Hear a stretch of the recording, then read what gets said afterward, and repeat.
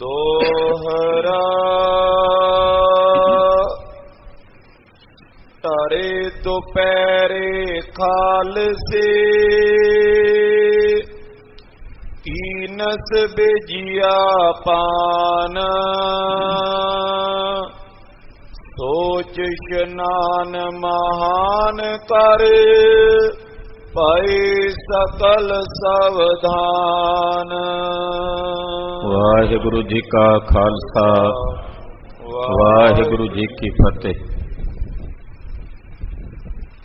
परम सत्कारयोग सन्मानयोग गुरु खालसा साध संगत जीओ, धनता दे पात्र हो। नौवें पातशाह धन धन श्री गुरु तेग बहादुर साहब जी महाराज दयानिध स्वामी जी दे पावन पवित्र चरण छो प्राप्त इतिहासक स्थान ते जुगो जोगा टल सतगुरु श्री गुरु ग्रंथ साहब जी की पवित्र हजूरी नेता प्रति हाजरियां भर के सतगुरु कलगीधर साहिबे कमाल पंथ दे वाले चिट्टियां बाजां वाले शमशेरे बहादुर दे गुर तेग के धनी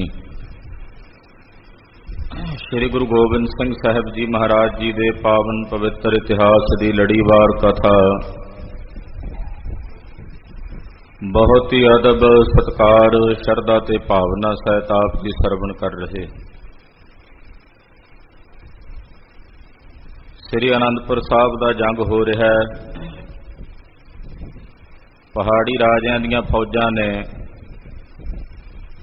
श्री आनंदपुर साहब नूं चारे पासियों घेराबंदी कर लई।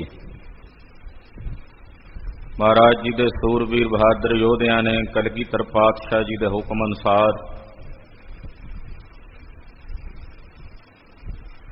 उस वक्त दुश्मन के मोर्चियां नूं दूर करने वास्ते भी नेड़े ना टुकण बंदूक दीयां गोलियां दागियां ने, तोपां चलाइयां ने,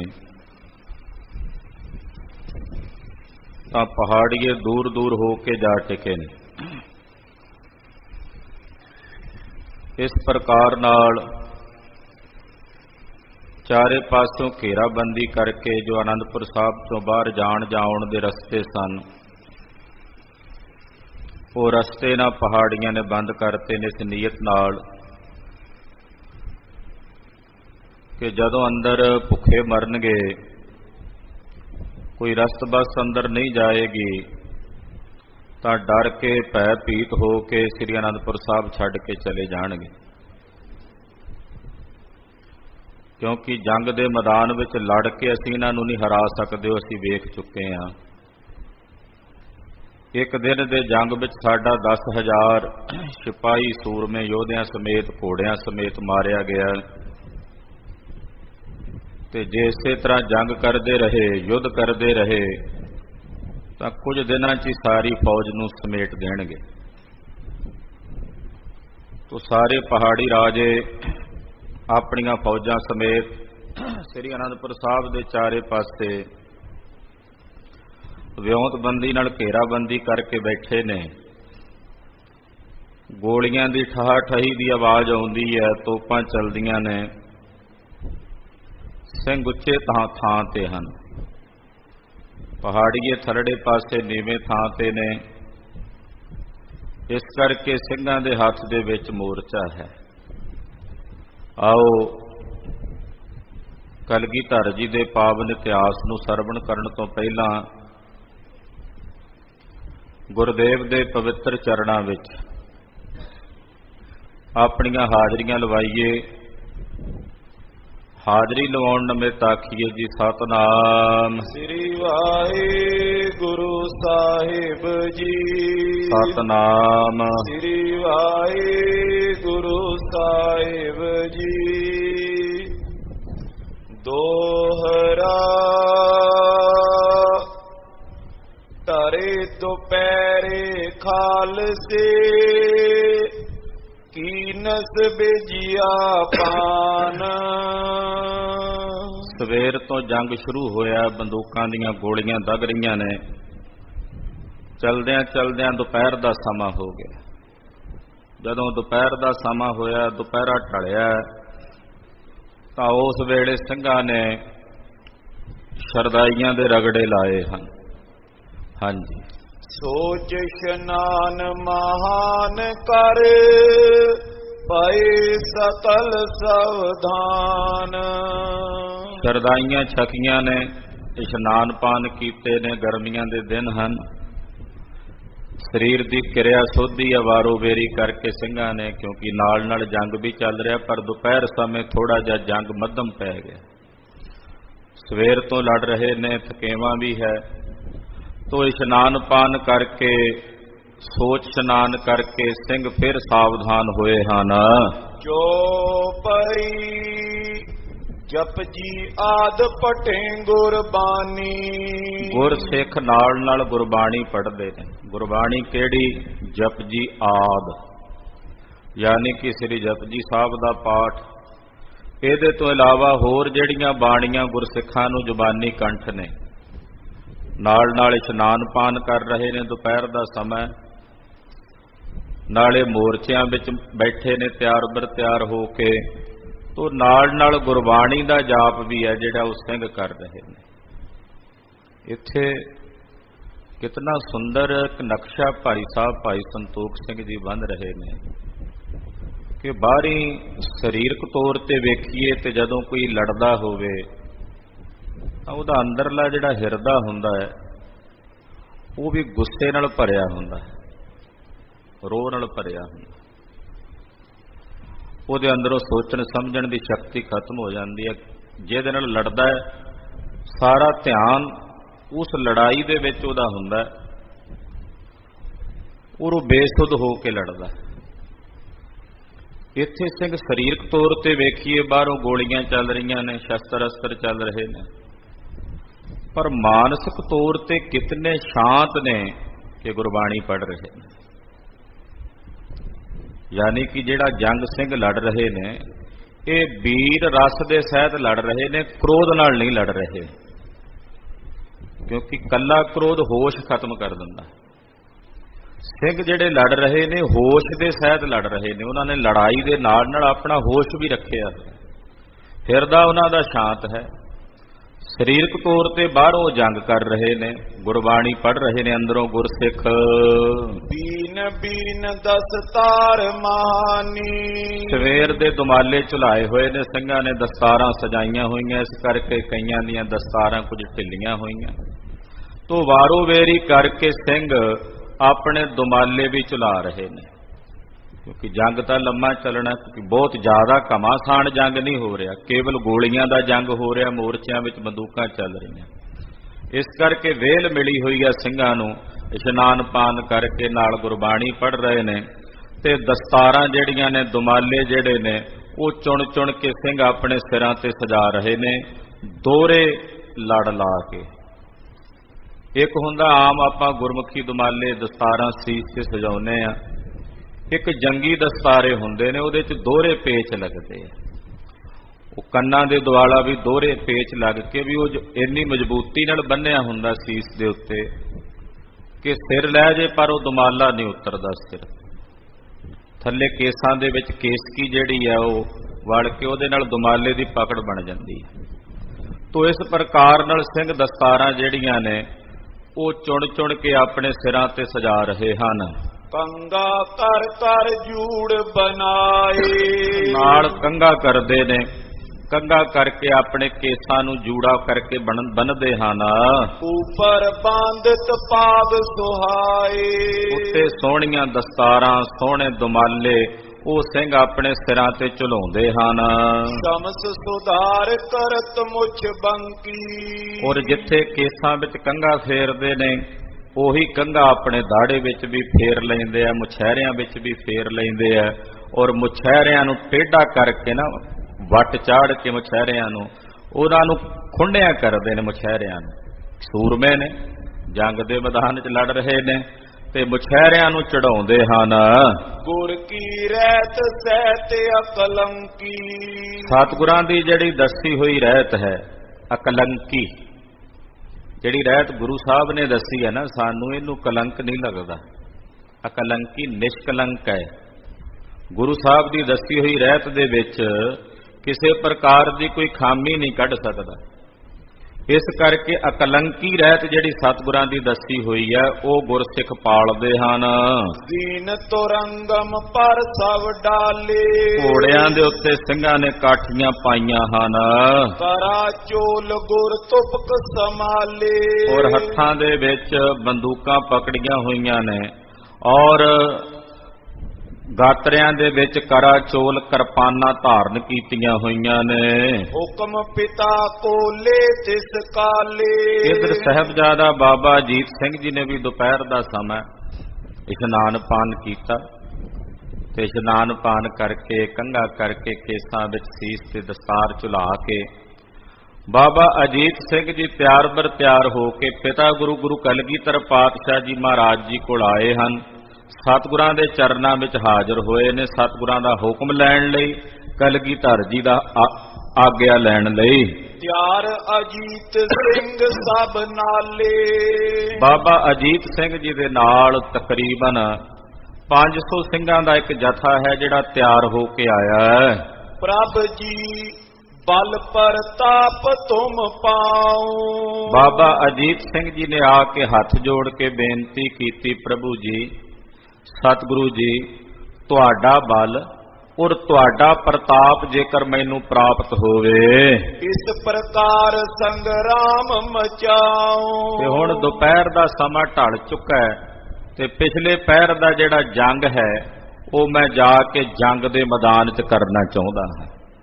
ਤੁਹਾਡਾ ਬਲ ਤੁਹਾਡਾ ਪ੍ਰਤਾਪ ਪ੍ਰਾਪਤ ਕਰਕੇ ਰਣ ਭੂਮੀ ਵਿੱਚ ਜਾ ਕੇ ਮੈਂ ਇਹੋ ਜਿਹਾ ਜੰਗ ਮਚਾਵਾਂ, ਇਹੋ ਜਿਹਾ ਯੁੱਧ ਰਚਾਂ ਭੀਮ ਚੰਦ ਤੇ ਆਦ ਪਹਾੜੀ, ਕਿ ਰਾਜੇ ਭੀਮ ਚੰਦ ਦੇ ਸਮੇਤ ਜਿਤਨੇ ਪਹਾੜੀਏ ਹਨ ਤਿੰਨ ਤੇ ਨੈ ਸੁਧ ਜਾਏ ਸੰਭਾਰੀ। ਇਹੋ ਜਿਹਾ ਜੰਗ ਕਰਾਂ ਮਹਾਰਾਜ ਜੀ ਜਾ ਕੇ ਕਿ ਇਹਨਾਂ ਨੂੰ ਆਪਣੀ ਸੁੱਧ ਭੁੱਲ ਜੇ, ਇਹਨਾਂ ਨੂੰ ਆਪਣੀ ਹੋਸ਼ ਭੁੱਲ ਜੇ ਵੀ ਹੋ ਕੀ ਗਿਆ ਸਾਡੇ ਨਾਲ। ਮਹਾਰਾਜ ਜਿਵੇਂ ਬਾਜ ਅਚਾਨਕ ਕਿਸੇ ਪੰਛੀ ਦੇ ਉੱਤੇ ਝਪਟ ਮਾਰ ਕੇ ਪੈਂਦਾ ਤੇ ਪੰਛੀ ਇੱਕਦਮ ਅਚਿੰਤੇ ਬਾਜ ਪਏ ਵਾਲੀ ਖੇਡ ਹੁੰਦੀ ਹੈ ਨਾ, ਮਹਾਰਾਜ ਏਦਾਂ ਟੁੱਟ ਕੇ ਪੈਣਾ ਚਾਹੁੰਦਾ ਮੈਂ ਇਹਨਾਂ ਪਹਾੜੀਆਂ ਤੇ ਕਿ ਇਹਨਾਂ ਨੂੰ ਆਪਣੀ ਸੁੱਧ ਭੁੱਲ ਜੇ, ਹੈਰਾਨ ਹੋ ਜਾਣ ਵੀ ਇਹ ਕਿੱਥੋਂ ਆ ਗਏ ਹਨ।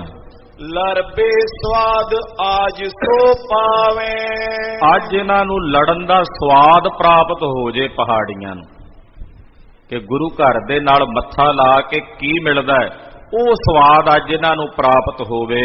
ਚੜਿਆਵਨ ਕੋ ਮਨ ਪਛਤਾਵੇ, ਤੇ ਉਸ ਵੇਲੇ ਨੂੰ ਤਰਕਾਰਾਂ ਪਾਉਣ, ਪਛਤਾਵਾ ਕਰਨ ਕਿ ਕਿਹੜਾ ਉਹ ਮਾੜਾ ਟਾਈਮ ਸੀ ਜਦੋਂ ਅਸੀਂ ਗੁਰੂ ਘਰ ਤੇ ਚੜ੍ਹ ਕੇ ਆਏ, ਚੜ੍ਹਾਈ ਕਰਕੇ ਆਏ। ਉਸ ਵੇਲੇ ਤੇ ਪਛਤਾਵਾ ਕਰਨ ਵੀ ਅਸੀਂ ਕਾਹਨੂੰ ਆਉਣਾ ਸੀ ਗੁਰੂ ਘਰ ਤੇ ਚੜ੍ਹਾਈ ਕਰਕੇ। ਪੁੱਤਰ ਬਾਤ ਕੋ ਸੁਨ ਤੇ ਆਨੰਦੇ, ਜਦੋਂ ਕਲਗੀਧਰ ਜੀ ਨੇ ਆਪਣੇ ਲਾਲ, ਆਪਣੇ ਸਾਹਿਬਜ਼ਾਦੇ ਤੇ ਮਾਤਾ ਸੁੰਦਰੀ ਦੇ ਦੁਲਾਰੇ ਬਾਬਾ ਅਜੀਤ ਸਿੰਘ ਜੀ ਦੇ ਇਹ ਬਚਨ, ਇਹ ਬੇਨਤੀ ਸੁਣੀ, ਸ਼ਤਰਨ ਬਨ ਕੋ ਅਗਨ ਮਨਿੰਦੇ। ਮਹਾਰਾਜ ਜੀ ਨੇ ਜਾਣਿਆ ਕਿ ਦੁਸ਼ਮਣ ਦੇ ਜੰਗਲ ਵਾਸਤੇ ਬਾਬਾ ਅਜੀਤ ਸਿੰਘ ਜੀ ਅੱਗ ਦੇ ਸਮਾਨ ਹਨ। ਸਕਲ ਖਾਲਸੇ ਮੈਂ ਉਤਸਾਈ, ਪਾਤਸ਼ਾਹ ਨੇ ਬਚਨ ਕੀਤਾ ਸਾਰੇ ਖਾਲਸੇ ਦੇ ਵਿੱਚ ਉਤਸ਼ਾਹ ਹੈ। ਜੰਗ ਦੇ ਮੈਦਾਨ ਵਿੱਚ ਲੜਨ ਵਾਸਤੇ ਸੂਰਮੇ 'ਚ ਉਤਸ਼ਾਹ ਚਾਹੀਦਾ, ਉਹ ਉਤਸ਼ਾਹ ਸਾਰੇ ਖਾਲਸੇ ਵਿੱਚ ਦਿਸਦਾ। ਤੁਮਰੇ ਸਮਰਿਪ ਮੈਂ ਬਲ ਨਾਹੀ, ਜਿਹੜਾ ਬਲ ਤੁਹਾਡੇ ਕੋਲ ਹੈ ਨਾ, ਬਾਬਾ ਅਜੀਤ ਸਿੰਘ ਜੀ ਨੂੰ ਮਹਾਰਾਜ ਜੀ ਸਾਰੇ ਸਿੰਘਾਂ ਨੂੰ ਕਹਿ ਰਹੇ ਨੇ ਕਿ ਜਿਹੜਾ ਬਲ ਖਾਲਸਾ ਜੀ ਤੁਹਾਡੇ ਕੋਲ ਹੈ ਉਹ ਦੁਸ਼ਮਣ ਕੋਲ ਨਹੀਂ ਹੈ। ਵਾਕਈ ਇਹ ਸੱਚ ਹੈ। ਜਿਹੜਾ ਬਲ ਖਾਲਸਾ ਜੀ ਤੁਹਾਡੇ ਕੋਲ ਹੈ, ਕਿ ਸਰੀਰਕ ਤੌਰ ਤੇ ਤਾਂ ਜੰਗ ਲੜ ਰਹੇ ਨੇ, ਮਾਨਸਿਕ ਤੌਰ ਤੇ ਗੁਰਬਾਣੀ ਪੜ੍ਹ ਰਹੇ ਨੇ, ਕੈਸਾ ਸ਼ਾਂਤ ਰਸ ਤੇ ਵੀਰ ਰਸ ਦਾ ਮੇਲ ਹੋ ਰਿਹਾ ਇੱਥੇ, ਕੈਸੀ ਕਮਾਲ ਦੀ ਬਾਤ ਹੈ। ਮਹਾਰਾਜ ਜੀ ਕਹਿੰਦੇ ਦੁਸ਼ਮਣ ਦਲ ਦੇ ਵਿੱਚ ਤੁਹਾਡੇ ਜਿੰਨਾ ਬਲ ਨਹੀਂ, ਜਿਹੜਾ ਬਲ ਤੁਹਾਡੇ ਕੋਲ ਹੈ। ਬਲ ਕਰਬੇ ਮੈਨੇ ਉਤਲਾਵੋ, ਪਰ ਹਾਂ ਤੁਸੀਂ ਬਲੀ ਹੋ, ਬਲਵਾਨ ਹੋ, ਪਰ ਬਲ ਵਿਖਾਉਣ ਵਾਸਤੇ ਕਾਹਲ ਨਹੀਂ ਕਰਨੀ। ਉਤਲਾਵੋ ਦਾ ਮਤਲਬ ਹੈ ਵੀ ਕਾਹਲ ਨਹੀਂ ਕਰਨੀ ਆਪਣਾ ਬਲ ਵਿਖਾਉਣ ਲਈ। ਵਦੋ ਨ ਆਗੇ ਜੰਗ ਮਚਾਵੋ, ਜੰਗ ਕਰੋ ਪਰ ਅੱਗੇ ਵੱਧ ਕੇ ਨਹੀਂ ਜਾਣਾ। ਮਹਾਰਾਜ ਜੀ ਨੇ ਹੁਕਮ ਕੀਤਾ ਜੰਗ ਲੜੋ ਪਰ ਅੱਗੇ ਵੱਧ ਕੇ ਨਹੀਂ ਹਮਲਾ ਕਰਨਾ, ਅੱਗੇ ਵੱਧ ਕੇ। ਕਿਉਂਕਿ ਜਦੋਂ ਆਪਣਾ ਸੂਰਮਿਆਂ ਦੀ ਗਿਣਤੀ ਘੱਟ ਹੋਵੇ, ਦੁਸ਼ਮਣ ਦੀ ਫੌਜ ਵੱਧ ਹੋਵੇ, ਤੇ ਉਦੋਂ ਨੀਤੀ ਇਹੀ ਕਹਿੰਦੀ ਹੈ ਜੰਗ ਦੀ ਕਿ ਤੁਸੀਂ ਆਪਣੇ ਪੈਰਾਂ ਦੇ ਉੱਤੇ ਆਪਣੇ ਆਪ ਨੂੰ ਅੜਾ ਕੇ ਜੰਗ ਦੇ ਮੈਦਾਨ 'ਚ ਲੜੋ, ਵੱਧ ਕੇ ਨਾ ਲੜੋ। ਮਹਾਰਾਜ ਜੀ ਕਹਿੰਦੇ ਵੱਧ ਕੇ ਨਹੀਂ ਲੜਨਾ। ਚਤਰ ਕਟੀ ਬੀਤੇ ਹਟ ਆਵੋ, ਤੇ ਜ਼ਿਆਦਾ ਲੰਮਾ ਸਮਾਂ ਜੰਗ ਨਹੀਂ ਕਰਨਾ, ਬਸ ਇੱਕ ਝਪਟੀ ਵਿਖਾਉਣੀ ਆ ਪਹਾੜੀਆਂ ਨੂੰ ਅਜੀਤ ਸਿੰਘ ਜੀ। 4 ਘੜੀਆਂ ਦਾ ਜੰਗ ਕਰਕੇ ਫਿਰ ਛੇਤੀ ਵਾਪਸ ਪਰਤ ਕੇ ਆ ਜਾਣਾ ਹੈ। ਸਿੰਘਨ ਬਰਜ ਸੰਗ ਨਿਜ ਲਿਆਵੋ, ਤੇ ਅਜੀਤ ਸਿੰਘ ਜੀ ਬਾਕੀ ਸਾਰੇ ਸਿੰਘ ਜਿਹੜੇ ਤੁਹਾਡੇ ਨਾਲ ਚੱਲੇ ਨੇ ਇਹਨਾਂ ਦੀ ਜ਼ਿੰਮੇਵਾਰੀ ਤੁਹਾਡੇ ਤੇ ਹੈ। ਇਹਨਾਂ ਸਾਰਿਆਂ ਨੂੰ ਵਰਜ ਕੇ ਤੁਸੀਂ ਆਪਣੇ ਨਾਲ ਲੈ ਕੇ ਆਉਣਾ। ਕੇਵਲ 4 ਘੜੀਆਂ ਦਾ ਜੰਗ ਕਰਨਾ, ਜ਼ਿਆਦਾ ਲੰਮਾ ਸਮਾਂ ਜੰਗ ਨਹੀਂ ਕਰਨਾ। ਇਸੀ ਹੀ ਬਿਦ ਕੀ ਖੇਲ ਹਮਾਰੀ, ਇਸੇ ਪ੍ਰਕਾਰ ਦੀ ਇਹ ਸਾਡੀ ਖੇਡ ਹੈ। ਸਨੇ ਸਨੇ ਇਨ ਗਰਭ ਪ੍ਰਹਾਰੀ, ਕਿ ਅਸੀਂ ਸਹਿਜੇ ਸਹਿਜੇ ਨਾ ਹੰਕਾਰੀਆਂ ਦੇ ਹੰਕਾਰ ਨੂੰ ਤੋੜਨਾ ਹੈ। ਤੁਰਕਨ ਸੰਗ ਬਿਨਸ ਕਰ ਜਾਈ, ਜਦੋਂ ਇਹ ਸਾਡੇ ਤੋਂ ਜਾਣਗੇ ਨਾ ਤੇ ਫਿਰ ਇਹਨਾਂ ਨੇ ਤੁਰਕਾਂ ਕੋਲ ਜਾ ਕੇ ਫਰਿਆਦੀ ਹੋਣਾ। ਦਿੱਲੀ ਸਰਕਾਰ ਕੋਲ ਜਾ ਕੇ ਇਹਨਾਂ ਨੇ ਆਪਣੀਆਂ ਪੱਗਾਂ ਲਾਹ ਕੇ ਰੌਣਾ ਹੈ। ਬਲੀ ਖਾਲਸਾ ਲੈ ਠਕੁਰਾਈ, ਤੇ ਖਾਲਸਾ ਬਲੀ ਹੋਵੇਗਾ, ਉਧਰੋਂ ਮਲੇਛ ਆਉਣਗੇ, ਫਿਰ ਉਹਨਾਂ ਨਾਲ ਖਾਲਸੇ ਦਾ ਜੰਗ ਹੋਵੇਗਾ। ਔਰ ਬਲੀ ਖਾਲਸਾ ਆਉਣ ਵਾਲੇ ਸਮੇਂ ਵਿੱਚ ਇਸ ਦੇਸ਼ ਦੀ ਠਕੁਰਾਈ ਪ੍ਰਾਪਤ ਕਰੇਗਾ, ਇਸ ਦੇਸ਼ ਦਾ ਰਾਜ ਪ੍ਰਾਪਤ ਕਰੇਗਾ ਖਾਲਸਾ। ਇਹ ਕੁਛ ਲੜਤ ਨਹੀਂ ਅਬ ਜੋਵੇ, ਇਹ ਜਿਹੜੇ ਲੜ ਰਹੇ ਨੇ ਹੁਣ ਇਹ ਤਾਂ ਨਜ਼ਰੀ ਵੀ ਨਹੀਂ ਆਉਣੇ, ਇਹ ਤਾਂ ਦਿਸਣੇ ਵੀ ਨਹੀਂ ਜਦੋਂ ਖਾਲਸੇ ਦਾ ਰਾਜ ਹੋਵੇਗਾ। ਆਨੰਦ ਰਾਜ ਕੋ ਕੁਲ ਤੇ ਖੋਵੇ, ਇਹਨਾਂ ਦੀਆਂ ਕੁਲਾਂ ਵਿੱਚੋਂ ਵੀ ਰਾਜ ਚਲਿਆ ਜਾਣਾ, ਇਹਨਾਂ ਦੀਆਂ ਕੁਲਾਂ ਵਿੱਚ ਵੀ ਰਾਜ ਨਹੀਂ ਰਹਿਣਾ।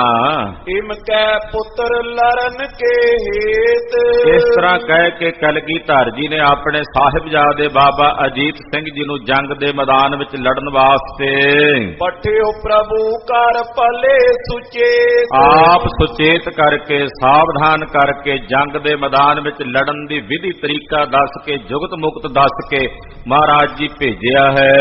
ਮੁਕਤਾ ਜਰੇ ਨਿਖੰਗ ਸੁਹਾਇਓ, ਬਾਬਾ ਅਜੀਤ ਸਿੰਘ ਜੀ ਦੇ ਮੋਢਿਆਂ ਦੇ ਉੱਤੇ ਤੀਰਾਂ ਦਾ ਪੱਥਾ ਹੈ ਤੇ ਪੱਥਾ ਬੜਾ ਸੁੰਦਰ, ਉਸ ਪੱਥੇ ਵਿੱਚ ਸੋਹਣੇ ਮੋਤੀ ਜੜੇ ਹੋਏ ਹਨ। ਜਿਉ ਦਾਸ ਤੇ ਘਰ ਮੈਂ ਪਾਇਓ, ਸੇਵਾਦਾਰ ਕੋਲੋਂ ਤੀਰਾਂ ਦਾ ਉਹ ਪੱਥਾ ਲੈ ਕੇ ਬਾਬਾ ਅਜੀਤ ਸਿੰਘ ਜੀ ਨੇ ਆਪਣੇ ਗਲ ਵਿੱਚ ਪਾ ਕੇ ਉਸ ਦੀ ਪੇਟੀ ਬੱਧੀ ਹੈ। ਖੜਗ ਪ੍ਰਥਮ ਹੀ ਥੋ ਘਰ ਪਰਿਓ, ਤੇ ਖੜਗ ਯਾਨੀ ਕਿ ਤੇਗ ਸ਼੍ਰੀ ਸਾਹਿਬ ਉਹ ਬਾਬਾ ਅਜੀਤ ਸਿੰਘ ਜੀ ਨੇ ਪਹਿਲਾਂ ਹੀ ਆਪਣੇ ਗਾਤਰੇ 'ਚ ਧਾਰਨ ਕੀਤੀ ਹੋਈ ਸੀ। ਉੱਪਰ ਦੁਪੱਟਾ ਐਂਚਨ ਕਰਿਓ, ਔਰ ਕਹਿੰਦੇ ਉਸ ਸ਼੍ਰੀ ਸਾਹਿਬ ਨੂੰ ਕਮਰ ਕੱਸਾ ਲੈ ਕਰਕੇ ਕਮਰ ਕੱਸੇ ਦੇ ਨਾਲ ਚੰਗੀ ਤਰ੍ਹਾਂ ਉਹਨੂੰ ਬੰਨ੍ਹ ਲਿਆ ਹੈ। ਕਮਰ ਕੱਸਾ ਲਾ ਕੇ ਤਲਵਾਰ ਨੂੰ ਆਪਣੇ ਕਮਰ ਕੱਸੇ ਦੇ ਵਿੱਚ ਬੰਨ੍ਹ ਲਿਆ ਹੈ। ਜਰੇ ਜਵਾਹਰ ਜ਼ਾਹਰ ਜੋਤ, ਔਰ ਜਿਹੜੀ ਬਾਬਾ ਅਜੀਤ ਸਿੰਘ ਜੀ ਨੇ ਸ਼੍ਰੀ ਸਾਹਿਬ ਧਾਰਨ ਕੀਤੀ ਹੋਈ ਆ ਉਹਦੇ ਮੁੱਠੇ ਦੇ ਉੱਤੇ ਬੜੇ ਸੋਹਣੇ ਕੀਮਤੀ ਜਵਾਹਰਾਤ ਜੜੇ ਹੋਏ ਨੇ, ਬਹੁਤ ਸੋਹਣੇ ਕੀਮਤੀ ਹੀਰੇ ਜੜੇ ਹੋਏ ਨੇ। ਅੰਗ ਵਿਭੂਖਨ ਸ਼ੋਭਾ ਹੋਤ, ਬਾਬਾ ਜੀ ਗੁਰੂ ਸਾਹਿਬ ਦੇ ਫਰਜ਼ੰਦ ਨੇ, ਸਾਹਿਬਜ਼ਾਦੇ ਨੇ ਬਾਦਸ਼ਾਹ ਦਰਵੇਸ਼ ਦੇ ਸਰੀਰ ਦੇ ਉੱਤੇ ਬੜੇ ਸੋਹਣੇ ਆਭੂਸ਼ਣ ਬਾਬਾ ਅਜੀਤ ਸਿੰਘ ਜੀ ਨੇ ਧਾਰਨ ਕੀਤੇ ਹੋਏ ਨੇ। ਗਲ ਵਿੱਚ ਬੜੀ ਸੁੰਦਰ ਮੋਤੀਆਂ ਦੀ ਮਾਲਾ ਬਾਬਾ ਜੀ ਨੇ ਧਾਰਨ ਕੀਤੀ ਹੋਈ ਹੈ। ਕੰਚਨ ਫੂਲ ਸਿਪਰ ਕੋ ਜ਼ਰੇ, ਤੇ ਬਾਬਾ ਜੀ ਦੇ ਕੋਲ ਜਿਹੜੀ ਢਾਲ ਹੈ ਉਸ ਢਾਲ ਦੇ ਉੱਤੇ ਜਿਹੜੇ ਫੁੱਲ ਨਹੀਂ ਬਣੇ ਹੁੰਦੇ ਅੱਗੇ ਢਾਲ ਦੇ, ਉਹ ਸੋਨੇ ਦੇ ਬਣੇ ਹੋਏ ਨੇ। ਉਹ ਸੋਨੇ ਦੇ ਫੁੱਲ ਨੇ ਜਿਹੜੇ ਢਾਲ ਦੇ ਉੱਤੇ ਅੱਗੇ ਲੱਗੇ ਹੋਏ ਹਨ। ਧਰ ਸਿਕੰਦ ਪਰ ਸ਼ੋਭੇ ਉਖਰੇ, ਢਾਲ ਬਾਬਾ ਅਜੀਤ ਸਿੰਘ ਜੀ ਨੇ ਆਪਣੇ ਮੋਢੇ ਤੇ ਧਾਰਨ ਕੀਤੀ ਹੈ। ਆਪਣੇ ਮੋਢੇ ਦੇ ਉੱਤੇ ਢਾਲ ਧਾਰਨ ਕਰਕੇ ਤਿਆਰ ਬਰ ਤਿਆਰ ਹੋਏ ਹਨ। ਕਠਨ ਕੁਦੰਡ ਹੱਥ ਮੈਂ ਲੈ ਕੇ, ਬੜਾ ਕਠੋਰ ਧਨਕ ਹੈ ਉਹ ਧਨਖ ਬਾਬਾ ਅਜੀਤ ਸਿੰਘ ਜੀ ਨੇ ਆਪਣੇ ਪਵਿੱਤਰ ਪਾਵਨ ਹੱਥਾਂ ਦੇ ਵਿੱਚ ਪਕੜਿਆ। ਪਿਤਾ ਗੁਰੂ ਕੋ ਬੰਧਨ ਕਹਿ ਕੇ ਇਦਾਂ ਸ਼ਸਤਰਾਂ ਦੇ ਸਹਿਤ ਤਿਆਰ ਹੋ ਕੇ ਬਾਬਾ ਅਜੀਤ ਸਿੰਘ ਜੀ ਨੇ ਕਲਗੀਆਂ ਵਾਲੇ ਪਾਤਸ਼ਾਹ ਦੇ ਪਵਿੱਤਰ ਚਰਨ ਕਮਲਾਂ ਦੇ ਉੱਤੇ ਬੜੇ ਅਦਬ ਸਤਕਾਰ ਸਹਿਤ ਨਮਸਕਾਰ ਕੀਤੀ ਹੈ। ਪਿਤਾ ਜੀ ਦੇ ਚਰਨਾਂ ਵਿੱਚ ਬੰਦਨਾ ਕੀਤੀ ਹੈ। ਨਿਕਸ ਵੈਰ ਹਿਆ ਕੋ ਮੰਗਵਾਇਓ ਕਲਗੀਧਰ ਪਾਤਸ਼ਾਹ ਜੀ ਨੇ ਅਸੀਸ ਦਿੱਤੀ ਹੈ ਔਰ ਆਖਿਆ ਸੂਰਮਤਾਈ ਵਿਖਾਓ ਅਜੀਤ ਸਿੰਘ ਜੀ ਜੰਗ ਦੇ ਮੈਦਾਨ ਵਿੱਚ। ਮਹਾਰਾਜ ਜੀ ਕੋਲੋਂ ਆਗਿਆ ਲੈ ਕੇ ਬਾਹਰ ਆਏ ਨੇ। ਘੋੜਾ ਆ ਗਿਆ, ਸੇਵਾਦਾਰ ਘੋੜਾ ਲੈ ਕੇ ਆਇਆ। ਘੋੜੇ ਨੂੰ ਨਮਸਕਾਰ ਕਰਕੇ ਘੋੜੇ ਤੇ ਸਵਾਰ ਹੋਏ। ਪਰ ਦਛਨਾ ਉਪਰ ਆਇਓ ਘੋੜੇ ਦੀ ਪਰਿਕਰਮਾ ਕੀਤੀ ਹੈ। ਪਰਿਕਰਮਾ ਕਰਕੇ ਘੋੜੇ ਦੇ ਉੱਤੇ ਸਵਾਰ ਹੋਏ। ਪਰੀ ਦੋ ਚੋਬੇ ਗਰਜਿਓ ਪਾਰਾ ਔਰ ਨਗਾਰਚੀ ਨਾਲ ਚੱਲਿਆ। ਨਗਾਰਚੀ ਨੇ ਦੋਹਰੀਆਂ ਚੋਭਾਂ ਲਾ ਕੇ ਨਗਾਰੇ ਨੂੰ ਗਜਾਇਆ ਹੈ। ਉੱਚੀ ਧੁਨ ਰਣਜੀਤ ਨਗਾਰਾ ਬੜੀ ਉੱਚੀ ਗਰਜਵੀਂ ਧੁਨ ਹੈ, ਰਣਜੀਤ ਨਗਾਰੇ ਦੀ ਦੂਰ ਤੱਕ ਸੁਣਾਈ ਦਿੰਦੀ ਹੈ। ਗੁਰਸੁਤ ਸੰਗ ਖਾਲਸਾ ਚੜਿਓ ਸਤਿਗੁਰੂ ਸੱਚੇ ਪਾਤਸ਼ਾਹ ਜੀ ਦੇ ਸਾਹਿਬਜ਼ਾਦੇ ਬਾਬਾ ਅਜੀਤ ਸਿੰਘ ਜੀ ਦੇ ਨਾਲ ਸਤਿਗੁਰੂ ਜੀ ਦੇ ਖਾਲਸੇ ਦੇ ਮਹਾਨ ਬਹਾਦਰ ਯੋਧੇ ਸਿੰਘ ਚੜ੍ਹਾਈ ਕਰਕੇ ਚੱਲੇ ਹਨ। ਚਤੁਰਨ ਹਤਨ ਪਰ ਚਾਵ ਸੋ ਵੱਡਿਓ ਦੁਸ਼ਮਣ ਨੂੰ ਮਾਰਨ ਵਾਸਤੇ, ਬੈਰੀ ਦਲ ਨੂੰ ਖਦੇੜਨ ਵਾਸਤੇ ਸਾਰਿਆਂ ਵਿੱਚ ਬੜਾ ਵੱਡਾ ਭਾਰੀ ਉਤਸ਼ਾਹ ਹੈ। ਕਸ ਤੁਪਕਨ ਪਾਏ ਦੁਗੋਰੀ ਦੋ ਗੋਲੀਆਂ ਪਾ ਕੇ ਬੰਦੂਕਾਂ ਤਿਆਰ ਕਰ ਲਈਆਂ ਯੋਧਿਆਂ ਨੇ। ਇੱਕ ਤੇ ਭੀਮ ਚੰਦ ਜਿਸ ਔਰੀ ਜਿਹੜੇ ਪਾਸੇ ਰਾਜਾ ਭੀਮ ਚੰਦ ਸੀ ਉਸ ਪਾਸੇ ਗਏ ਬਾਬਾ ਅਜੀਤ ਸਿੰਘ ਜੀ, ਕਿਉਂਕਿ ਚਾਰੇ ਪਾਸੇ ਰਾਜੇ ਘੇਰਾਬੰਦੀ ਕਰਕੇ ਬੈਠੇ ਨੇ। ਪਤਾ ਕਰ ਲਿਆ ਸੀ ਵੀ ਭੀਮ ਚੰਦ ਕਿਹੜੇ ਪਾਸੇ ਹੈ। ਜਿਸ ਪਾਸੇ ਰਾਜਾ ਭੀਮ ਚੰਦ ਮੋਰਚਾ ਲਾ ਕੇ ਬੈਠਾ ਸੀ ਉਸ ਪਾਸੇ ਬਾਬਾ ਅਜੀਤ ਸਿੰਘ ਜੀ ਫੌਜਾਂ ਲੈ ਕੇ ਗਏ ਹਨ। ਪਿੱਛੇ ਉਹਦੇ ਸਿੰਘ ਸੋ ਕਇਓ ਬਾਬਾ ਅਜੀਤ ਸਿੰਘ ਜੀ ਦੇ ਨਾਲ ਸ਼ਹੀਦ ਭਾਈ ਮਨੀ ਸਿੰਘ ਜੀ ਦੇ ਸਪੁੱਤਰ ਬਾਬਾ ਉਦੇ ਸਿੰਘ ਜੀ ਹਨ। ਜਾਤ ਅਜੀਤ ਸਿੰਘ ਰਣ ਚਇਓ ਬਾਬਾ ਉਦੇ ਸਿੰਘ ਜੀ ਨੇ ਨਾਲ ਦੇ ਸਾਰੇ ਸਾਥੀ ਸਿੰਘਾਂ ਨੂੰ ਆਖਿਆ, ਖਾਲਸਾ ਜੀ ਬਾਬਾ ਅਜੀਤ ਸਿੰਘ ਜੀ ਜੰਗ ਦੇ ਮੈਦਾਨ ਵਿੱਚ ਲੜਨ ਵਾਸਤੇ ਜਾ ਰਹੇ ਨੇ। ਕਰੋ ਮੋਰਚਨ ਬਹੁਤ ਤਕਰਾਈ ਇੱਥੇ ਮੋਰਚਿਆਂ ਵਿੱਚ ਪੂਰੀ ਤਕੜਾਈ ਰੱਖਣੀ ਹੈ। ਮੋਰਚਿਆਂ ਵਿੱਚ ਪੂਰੇ ਸਾਵਧਾਨ ਹੋ ਕੇ ਤਿਆਰ ਹੋ ਕੇ ਰਹਿਣਾ ਹੈ। ਅਸਵਾਰਨ ਦਲ ਹੋਏ ਸਮੁਹਾਈ ਜਿਹੜਾ ਘੋੜ ਸਵਾਰਿਆਂ ਦਾ ਦਲ ਹੈ ਉਹ ਤਿਆਰ ਰਹੇ, ਕਿਉਂਕਿ ਜੇ ਜੰਗ ਦੇ ਮੈਦਾਨ 'ਚ ਲੋੜ ਪੈ ਜੇ ਹੋਰ ਫੌਜ ਦੇ ਪਿੱਛੇ ਤੁਸੀਂ ਸਾਰਿਆਂ ਨੇ ਪਹੁੰਚ ਜਾਣਾ ਹੈ। ਇੱਕ ਤਮੰਚਾ ਰਣ ਕੋ ਮਾਰੋ ਔਰ ਕਹਿੰਦੇ ਘੋੜ ਸਵਾਰ ਕੁਝ ਲੈ ਕੇ ਬਾਬਾ ਅਜੀਤ ਸਿੰਘ ਜੀ ਦੇ ਨਾਲ ਅਸੀਂ ਚੱਲੇ ਹਾਂ। ਕਹਿੰਦੇ ਇੱਕੋ ਚਪੇੜ ਹੀ ਮਾਰ ਕੇ ਆਉਣੀ ਆ ਪਹਾੜੀਆਂ ਦੇ। ਤਮੰਚਾ ਦਾ ਮਤਲਬ ਹੁੰਦਾ ਤਮਾਚਾ, ਚਪੇੜ।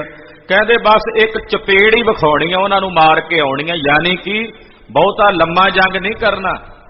ਗੁਰੂ ਸਾਹਿਬ ਦਾ ਵੀ ਹੁਕਮ ਹੈ ਕਿ 4 ਘੜੀਆਂ ਹੀ ਲੜਨਾ। ਇਸ ਕਰਕੇ ਬਸ ਇੱਕ ਚਪੇੜ ਜੀ ਮਾਰ ਕੇ ਆਉਣੀ ਆ ਵੀ ਜਿਹਦੇ ਨਾਲ ਇਹਨਾਂ ਦੀਆਂ ਸੁਧਾਂ ਭੁੱਲ ਜਾਣ, ਬੇਸੁੱਧ ਹੋ ਜਾਣ ਤੇ ਪਤਾ ਲੱਗ ਜਾਵੇ ਖਾਲਸੇ ਨਾਲ ਜੰਗ ਲੜ ਰਹੇ ਹਾਂ। ਸ਼ਤਰੂ ਸੈਂਕੜੇ ਹੱਥ ਕਰ ਡਾਰੋ ਔਰ ਸੈਂਕੜੇ ਦੁਸ਼ਮਣਾਂ ਨੂੰ ਜੰਗ ਦੇ ਮੈਦਾਨ 'ਚ ਖਾਲਸਾ ਜੀ ਮਾਰ ਕੇ ਮਿੱਟੀ 'ਚ ਮਿਲਾ ਦੇਣਾ। ਕੋਨੇ ਹਟਾਵੋ ਲੈ ਕਰ ਫਤਿਹ ਔਰ ਫਤਿਹ ਲੈ ਕੇ ਜੰਗ ਦੇ ਮੈਦਾਨ ਵਿੱਚੋਂ ਵਾਪਸ ਪਰਤ ਕੇ ਆਉਣਾ ਹੈ। ਹੀਰੇ ਗਿਰਪਤ ਨਿਜ ਪਟ ਹਤੇ ਤੇ ਪਹਾੜੀਆਂ ਨੂੰ ਪਤਾ ਉਦੋਂ ਲੱਗੇ ਵੀ ਇੰਨੇ ਬੰਦੇ ਮਰ ਗਏ ਸਾਡੇ, ਉਹ ਤਾਂ ਬਾਅਦ ਵਿੱਚ ਹੀ ਵੇਖਣ ਜਦੋਂ ਆਪਾਂ ਵਾਪਸ ਆ ਜਾਈਏ ਮਾਰ ਕੇ, ਫੇਰ ਹੀ ਉਹਨਾਂ ਨੂੰ ਪਤਾ ਲੱਗੇ ਕਿ ਸਾਡੇ ਕਿੰਨੇ ਬੰਦੇ ਮਾਰੇ ਗਏ ਨੇ। ਸੁਨਤ ਉਦੇ ਸਿੰਘ ਬੰਧਨ ਕਰੀ ਬਾਬਾ ਉਦੇ ਸਿੰਘ ਜੀ ਨੇ ਉਸ ਵੇਲੇ ਤਿਆਰੀ ਕੀਤੀ, ਨਾਲ ਮੱਥਾ ਟੇਕਿਆ। ਦਇਆ ਸਿੰਘ ਰਹਿ ਟਿਕ ਤਿਸ ਕਰੀ ਕਲਗੀਧਰ ਦੇ ਚਰਨਾਂ 'ਚ ਨਮਸਕਾਰ ਕਰਕੇ ਬਾਬਾ ਉਦੇ ਸਿੰਘ ਜੀ ਆਏ ਬਾਬਾ ਅਜੀਤ ਸਿੰਘ ਜੀ ਦੇ ਨਾਲ। ਪਿਆਰੇ ਭਾਈ ਦਇਆ ਸਿੰਘ ਜੀ ਕਲਗੀਧਰ ਜੀ ਦੇ ਕੋਲ ਹੀ ਰਹੇ। ਮੋਕਮ ਸਿੰਘ ਆਦ ਵੱਡ ਜੋਧਾ, ਬਾਕੀ ਹੋਰ ਸਿੰਘ ਜਿਵੇਂ ਭਾਈ ਮੋਹਕਮ ਸਿੰਘ ਜੀ ਆਦਿਕ ਯੋਧੇ ਸੂਰਮੇ, ਆਲਮ ਸਿੰਘ ਤਰੇ ਵੱਡ ਕਰੋਧਾ, ਭਾਈ ਆਲਮ ਸਿੰਘ ਜੀ ਭਾਈ ਹਿੰਮਤ ਸਿੰਘ ਜੀ ਆਦਿਕ ਯੋਧੇ ਬੜੀ ਵੀਰ ਅਸੀਂ ਬਿਰਤੀ ਧਾਰਨ ਕਰਕੇ, ਵੀਰ ਬਚਿੱਤਰ ਸਿੰਘ ਵੱਡ ਬਾਹੂ, ਭਾਈ ਬਚਿੱਤਰ ਸਿੰਘ ਜੀ ਜੋ ਬਾਹਾਂ ਦੇ ਬੜੇ ਬਲੀ ਤੇ ਸੂਰਮੇ ਹਨ, ਮਾਨ ਸਿੰਘ ਗਮਨਿਓ ਰਣ ਮਾਨ, ਭਾਈ ਮਾਨ ਸਿੰਘ ਜੀ ਗੁਰੂ ਘਰ ਦੇ ਨਿਸ਼ਾਨ 'ਚ ਨਿਸ਼ਾਨ ਸਾਹਿਬ ਲੈ ਕੇ ਬਾਬਾ ਜੀਤ ਸਿੰਘ ਜੀ ਦੇ ਨਾਲ ਇਹ ਸਾਰੇ ਬਹਾਦਰ ਯੋਧੇ ਸਿੰਘ ਚੜ ਕੇ ਚੱਲੇ ਹਨ। ਮੱਟੂ ਸੇਵਾ ਸਿੰਘ ਮਜੈਲ, ਮਾਝੇ ਦਾ ਰਹਿਣ ਵਾਲਾ ਸ੍ਰੀ ਅੰਮ੍ਰਿਤਸਰ ਸਾਹਿਬ ਦੇ ਇਲਾਕੇ ਦਾ ਭਾਈ ਸਾਹਿਬ ਭਾਈ ਸੇਵਾ ਸਿੰਘ ਨਾਂ ਜਿਸ ਦਾ ਮੱਟੂ ਇਹਦਾ ਗੋਤ ਹੈ, ਜੱਟਾਂ ਦੇ ਗੋਤ ਦੇ ਵਿੱਚੋਂ ਭਾਈ ਸੇਵਾ ਸਿੰਘ ਮੱਟੂ ਇਹ ਵੀ ਜੰਗ ਦੇ ਮੈਦਾਨ ਵਿੱਚ ਚੱਲਿਆ ਨਾਲ। ਦੁਨੀ ਚੰਦ ਕੇ ਆਇਓ ਗੈਲ, ਇਹ ਮਾਝੇ ਤੋਂ ਭਾਈ ਜਿਹੜਾ ਦੁਨੀ ਚੰਦ ਸੀ, ਅੱਗੇ ਕਥਾ ਆਉਣੀ ਹੈ ਕਿਵੇਂ ਦੌੜੇਗਾ, ਦੁਨੀ ਚੰਦ ਦੇ ਨਾਲ ਇਹ ਚੱਲ ਕੇ ਆਇਆ ਸੀ ਸਿੰਘ। ਸਭ ਅਸਵਾਰ ਹੋਏ ਤਬ ਗਏ, ਇਹ ਸਾਰੇ ਸਿੰਘ ਸਵਾਰ ਹੋ ਕੇ ਤਿਆਰ ਬਰ ਤਿਆਰ ਹੋ ਕੇ ਸਾਹਿਬਜ਼ਾਦਾ ਬਾਬਾ ਅਜੀਤ ਸਿੰਘ ਜੀ ਦੇ ਨਾਲ ਚੱਲੇ ਹਨ। ਗੁਰਨੰਦਨ ਸੰਗ ਮਿਲਤੇ ਪਏ, ਸਾਰੇ ਆ ਕੇ ਬਾਬਾ ਅਜੀਤ ਸਿੰਘ ਜੀ ਨੂੰ ਅੱਗੇ ਮਿਲੇ ਹਨ। ਕਿਸੂ ਕਮਾਨ ਬਾਣ ਧਰ ਲੀਨ, ਕਿਸੇ ਨੇ ਕਮਾਨ ਬਾਣ ਧਾਰਨ ਕੀਤੇ ਹਨ।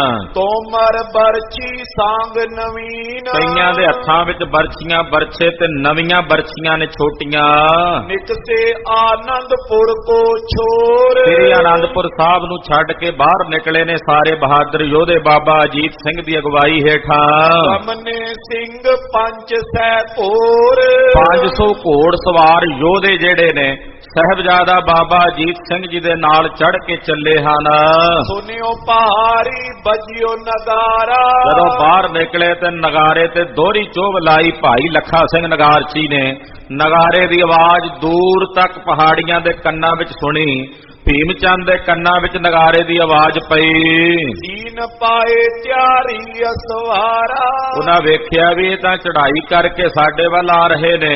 ਉਹਨਾਂ ਵੀ ਅੱਗੋਂ ਘੋੜਿਆਂ ਤੇ ਕਾਠੀਆਂ ਪਾ ਕੇ ਤਿਆਰੀ ਕਰ ਲਈ। ਹੋਤ ਮੋਰਚਨ ਜੁਦੀ ਲੜਾਈ, ਉਧਰ ਮੋਰਚੇ ਜਿਹੜੇ ਲੱਗੇ ਉਹਨਾਂ 'ਚ ਵੱਖਰੀ ਲੜਾਈ ਹੋ ਰਹੀ ਹੈ। ਮੋਰਚਿਆਂ ਜਿਹੜੀਆਂ ਗੋਲੀਆਂ ਚੱਲ ਰਹੀਆਂ ਨੇ, ਤੋਪਾਂ ਚੱਲ ਰਹੀਆਂ ਨੇ, ਲੰਮਛੜੀਆਂ ਚੱਲ ਰਹੀਆਂ ਨੇ, ਉਹ ਵੱਖਰੀ ਹੈ।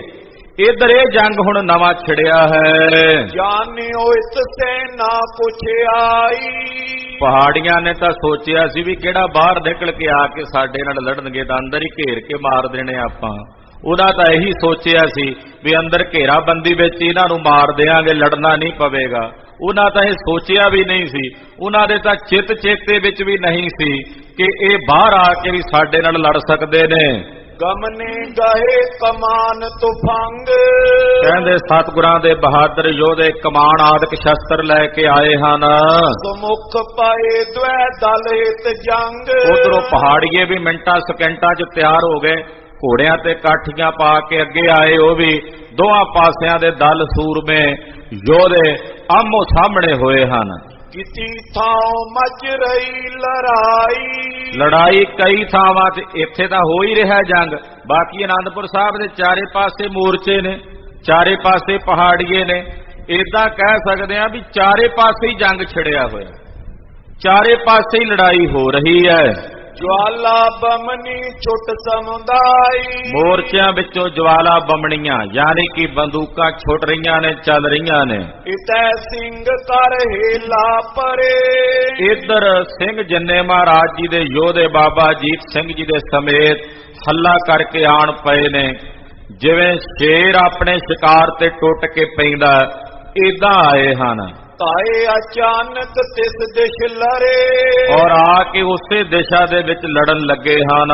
ਮਨੋ ਚੇਤ ਬੈ ਬਾਉ ਬਡੇਰਾ, ਭਾਈ ਸਾਹਿਬ ਕਹਿੰਦੇ ਐ ਏਦਾਂ ਜਾਪਦਾ ਜਿਵੇਂ ਚੇਤਰ ਦਾ ਮਹੀਨਾ ਹੁੰਦਾ ਨਾ, ਤੇ ਚੇਤਰ ਦੇ ਮਹੀਨੇ ਵਿੱਚ ਬੜੀ ਤੇਜ਼ ਹਵਾ ਚੱਲੇ।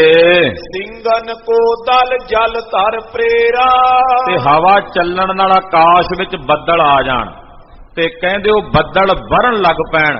ਕਹਿੰਦੇ ਇਦਾਂ ਹੀ ਕਹਿ ਸਕਦੇ ਆ ਵੀ ਇਹ ਸਿੰਘ ਵੀ ਬੱਦਲ ਵਾਂਗੂ ਵਰਨ ਵਾਸਤੇ ਗਏ ਨੇ ਦੁਸ਼ਮਣ ਤੇ। ਬਰਕਨ ਗੁਲਕਨ ਕਰਕਾ ਕੇਰੀ, ਪਰ ਇਹ ਜਿਹੜਾ ਮੀਂਹ ਪੈ ਰਿਹਾ ਨਾ ਚੇਤਰ ਦੇ ਮਹੀਨੇ 'ਚ, ਇਹ ਮੀਂਹ ਪਾਣੀ ਦੀਆਂ ਬੂੰਦਾਂ ਨਹੀਂ, ਇਹ ਮੋٹے ਮੋٹے ਘੜੇ ਨੇ ਜਿਹੜੇ ਫਸਲ ਤੇ ਪਿਓ। ਚੇਤਰ ਦੇ ਮਹੀਨੇ 'ਚ ਫਸਲ ਤਕਰੀਬਨ ਵਿਸਾਖ 'ਚ ਕੱਟੀ ਜਾਂਦੀ ਤੇ ਤਿਆਰ ਹੋ ਜਾਂਦੀ ਹੈ। ਇਸ ਕਰਕੇ ਉਦੋਂ ਜਦੋਂ ਮੀਂਹ ਪੈਂਦਾ ਤੇ ਗੜੇ ਪੈਣ ਤੇ ਸਾਰੇ ਸਿੱਟੇ ਜਿਹੜੇ ਨੇ ਝੜ ਜਾਂਦੇ ਨੇ। ਤੋ ਕਹਿੰਦੇ ਗੜਿਆਂ ਦੇ ਸਮਾਨ ਗੋਲੀਆਂ ਚੱਲ ਰਹੀਆਂ ਸਿੰਘਾਂ ਦੀਆਂ ਬੰਦੂਕਾਂ 'ਚੋਂ, ਤੇ ਜਿਹੜਾ ਦੁਸ਼ਮਣ ਦਲ ਦਾ ਸੂਰਮਿਆਂ ਦਾ ਫੌਜ ਹੈ ਪਹਾੜੀਆਂ ਦੀ, ਉਹ ਪੱਕੀ ਹੋਈ ਫਸਲ ਦੇ ਸਮਾਨ ਹੈ। ਜਿਵੇਂ ਗੜੇ ਪੈਣ ਨਾਲ ਫਸਲ ਤਬਾਹ ਹੋ ਜਾਂਦੀ ਹੈ ਨਾ, ਇਦਾਂ ਸਿੰਘਾਂ ਦੀਆਂ ਚੱਲਦੀਆਂ ਗੋਲੀਆਂ ਦੇ ਨਾਲ ਪਹਾੜੀਏ ਤਬਾਹ ਹੋ ਕੇ ਨਸ਼ਟ ਭ੍ਰਸ਼ਟ ਹੋਣ ਲੱਗੇ। ਪਰਬਤ ਲਰ ਤ੍ਰਿਖੀ ਪਾਤ ਕਨੇਰੀ, ਇਹ ਜਿੰਨੇ ਪਰਬਤੀਏ ਪਹਾੜੀਏ ਨੇ ਇਸ ਵੇਲੇ ਲੜ ਰਹੇ ਸਾਹਮਣੇ, ਇਹ ਪੱਕੀ ਹੋਈ ਖੇਤੀ ਦੇ ਸਮਾਨ ਨਸ਼ਟ ਹੋ ਰਹੇ ਨੇ ਤੇ ਸਿੰਘਾਂ ਵੱਲੋਂ ਚਲਾਈਆਂ ਗੋਲੀਆਂ ਗੜੇ ਬਣ ਕੇ ਪੈ ਰਹੇ ਹਨ। ਇੱਕ ਬਾਰ ਪਰ ਕਰੀ ਵਿਨਾਸ਼ਨ, ਕਹਿੰਦੇ ਇੱਕੋ ਵਾਰ ਜਦੋਂ ਕਈ ਬੰਦੂਕਾਂ 500 ਬੰਦੂਕ ਇਕੱਠੀ ਚੱਲ ਪਈ ਸਿੰਘਾਂ ਦੀ, ਕੱਲ ਧੜ ਧੜ ਕਰਕੇ ਉਹਨਾਂ ਨੂੰ ਤਾਂ ਚਲਾਉਣੀਆਂ ਹੀ ਭੁੱਲ ਗਈਆਂ ਬੰਦੂਕਾਂ। ਉਹ ਹਾਲੇ ਤਿਆਰੀ ਕਰੀ ਜਾਂਦੇ ਐ ਤੇ ਸਿੰਘਾਂ ਦੀਆਂ ਬੰਦੂਕਾਂ ਦੀਆਂ ਗੋਲੀਆਂ ਤੜਾਕ ਦੇ ਕੇ ਛਾਤੀਆਂ ਵਿੱਚ ਕਿਸੇ ਦੇ ਸਿਰ ਵਿੱਚ ਆ ਵੱਜੀਆਂ। ਕਰ ਕੀ ਤੁਪਕਨ ਬਾਨ ਸਰਾਸਨ, ਬੰਦੂਕਾਂ ਕੜਕੀਆਂ ਨੇ, ਕਮਾਨ ਵਿੱਚੋਂ ਨਿਕਲੇ ਹੋਏ ਤੀਰ ਛੂਕਦੇ ਹੋਏ ਜਾਂਦੇ ਨੇ। ਜਦੋਂ ਤੰਦੀਆਂ ਤੇ ਚਾੜ ਚਾੜ ਸੂਰਮੇ ਤੀਰ ਚਲਾਉਂਦੇ ਨੇ ਤੇ ਤੰਦੀ ਦੇ ਵਿੱਚੋਂ ਵੀ ਚਿਰੜ ਚਿਰੜ ਦੀ ਆਵਾਜ਼ ਆਉਂਦੀ ਹੈ। ਬੂਟੇ ਮੁੰਡ ਤੁੰਡ ਬਿਕਰਾਰੇ, ਜੰਗ ਦੇ ਮੈਦਾਨ 'ਚ ਦੁਸ਼ਮਣ ਦਲ ਦੇ ਸਿਰਾਂ, ਸੂਰਮਿਆਂ ਦੇ ਸਿਰ, ਉਹਨਾਂ ਦੇ ਰੁੰਡ ਮੁੰਡ ਉਹ ਟੁੱਟ ਟੁੱਟ ਕੇ ਜੰਗ ਦੇ ਮੈਦਾਨ 'ਚ ਡਿੱਗਣ ਲੱਗੇ ਹਨ। ਸ਼੍ਰੋਣਤ ਝੂਟੇ ਮਨੋ ਪਨਾਰੇ, ਜਿਹੜਾ ਸਿਰ ਫੁੱਟ ਜਾਂਦਾ ਨਾ, ਉਹ ਘੋੜੇ ਤੇ ਬੈਠਿਆਂ ਦੀ ਉਹ ਸਿਰ ਵਾਲੀ ਥਾਂ ਤੋਂ ਖੂਨ ਦਾ ਉੱਪਰ ਨੂੰ ਫੁਹਾਰਾ, ਜਿਵੇਂ ਕੋਈ ਜ਼ਮੀਨ 'ਚੋਂ ਨਹੀਂ ਉੱਪਰ ਨੂੰ ਨਿਕਲਦਾ, ਏਦਾਂ ਫੁਹਾਰੇ ਚੱਲਣ ਲੱਗੇ ਨੇ ਖੂਨ ਦੇ। ਭੀਮ ਚੰਦ ਕੋ ਦਲ ਸਮੁਹਾਇਓ, ਰਾਜੇ ਭੀਮ ਚੰਦ ਦਾ ਜਿੰਨਾ ਦਲ ਸੀ ਸਾਹਮਣੇ ਲੜ ਰਿਹਾ ਹੈ। ਦੁੰਦ ਪਟੋਲਨ ਬ੍ਰਿੰਦ ਬਜਾਇਓ, ਨਗਾਰੇ ਵਜਾਏ, ਢੋਲ ਵਜਾਏ, ਉਹ ਆ ਜਾਓ ਇਕੱਠੇ ਹੋ ਕੇ। ਰਾਜੇ ਪਹਾੜੀ ਭੀਮ ਚੰਦ ਦੇ ਫੌਜਾਂ ਨੇ ਨਗਾਰੇ ਵਜਾਏ, ਢੋਲ ਵਜਾਏ ਵੀ ਲੜਾਈ ਹੋ ਰਹੀ, ਆ ਜਾਓ। ਜਿਹੜੇ ਪਿੱਛੇ ਸਾਨੂੰ ਪਿਛਲੇ ਪਾਸੇ ਬੈਠੇ ਨੇ ਕਹਿੰਦੇ ਤੁਸੀਂ ਲੜੋ ਪਹਿਲਾਂ, ਅੱਗੇ ਅਸੀਂ ਵੇਖਦੇ ਆ, ਤੁਹਾਡੇ ਪਿੱਛੇ ਹੀ ਆ, ਅੱਲਾ ਸ਼ੇਰੀ ਦੇਣ ਵਾਸਤੇ। ਕਹਿੰਦੇ ਲੜਨ ਵਾਸਤੇ ਹੌਸਲਾ ਨਹੀਂ ਕਰਦੇ ਅੱਗੇ ਆਉਣ ਦਾ। ਤਜੇ ਅਜੀਤ ਸਿੰਘ ਤਬ ਤੀਰ, ਸਾਹਿਬਜ਼ਾਦਾ ਬਾਬਾ ਅਜੀਤ ਸਿੰਘ ਜੀ ਖੱਪਰੇ ਤੀਰ, 4-4 ਉਂਗਲ ਚੌੜੇ ਖੱਪਰੇ ਤੀਰ ਆਪਣੀ ਕਮਾਨ ਦੀ ਤੰਦੀ ਤੇ ਚਾੜ ਕੇ ਕੰਨਾਂ ਤਾਈਂ ਖਿੱਚ ਕੇ ਛੱਡਦੇ ਨੇ। ਸ਼ੋਕਦਾ ਹੋਇਆ ਤੀਰ ਬਾਬਾ ਜੀ ਦੀ ਕਮਾਨ ਚੋਂ ਨਿਕਲਦਾ ਹੈ। ਪੀਤੇ ਵੀਰਨ ਘਨੇ ਸਰੀਰ, ਜਿਹੜਾ ਸਾਹਮਣੇ ਆਉਂਦਾ 1 2 ਤਿੰਨਾਂ ਦੇ ਵਿੱਚੋਂ, ਚਾਰਾਂ ਵਿੱਚੋਂ ਬਾਬਾ ਅਜੀਤ ਸਿੰਘ ਜੀ ਦਾ ਤੀਰ ਸੁੱਕਾ ਹੀ ਪਾਰ ਨਿਕਲ ਜਾਂਦਾ। ਉਹਨੂੰ ਖੂਨ ਤੱਕ ਵੀ ਨਹੀਂ ਲੱਗਦਾ, ਲਹੂ ਤੱਕ ਵੀ ਨਹੀਂ ਲੱਗਦਾ, ਕਹਿੰਦੇ ਵਿੱਚੋਂ ਹੀ ਨਿਕਲ ਜਾਂਦਾ ਸਰੀਰ ਦੇ ਵਿੱਚੋਂ। ਤੇ ਜਿਹਦੇ ਜਾ ਕੇ ਸਰੀਰ ਵਿੱਚੋਂ ਨਿਕਲਦਾ ਤੀਰ, ਧੜਮ ਦੇ ਕੇ ਨਾਲ ਹੀ ਜ਼ਮੀਨ ਦੇ ਉੱਤੇ ਡਿੱਗ ਪੈਂਦਾ ਕਿਸੇ ਪੁਰਾਣੇ ਦਰਖਤ ਵਾਂਗੂ। ਸੋ ਪੱਟ ਕੇ ਕੋਰਾ ਕੋਰ ਲਗੇ ਸਰ, ਸਾਹਮਣੇ ਸੂਰਮਾ ਆਵੇ, ਘੋੜਾ ਆਵੇ, ਜਿਹਨੂੰ ਵੀ ਜਾ ਕੇ ਤੀਰ ਵੱਜਦਾ ਬਾਬਾ ਅਜੀਤ ਸਿੰਘ ਦਾ, ਉਹ ਨਹੀਂ ਜਿਉਂਦਾ। ਕਿਰਤ ਪ੍ਰਿਥੀ ਪਰ ਪ੍ਰਾਨਨ ਪਰ ਹਰ, ਪ੍ਰਾਣ ਤਿਆਗ ਕੇ ਉਹ ਜ਼ਮੀਨ ਦੇ ਉੱਤੇ ਡਿੱਗ ਪੈਂਦਾ ਜਿਹਨੂੰ ਬਾਬਾ ਅਜੀਤ ਸਿੰਘ ਦਾ ਤੀਰ ਵੱਜਦਾ, ਚਾਹੇ ਘੋੜੇ ਨੂੰ ਵੱਜੇ ਤੇ ਚਾਹੇ ਕਿਸੇ ਸੂਰਮੇ ਨੂੰ ਵੱਜੇ।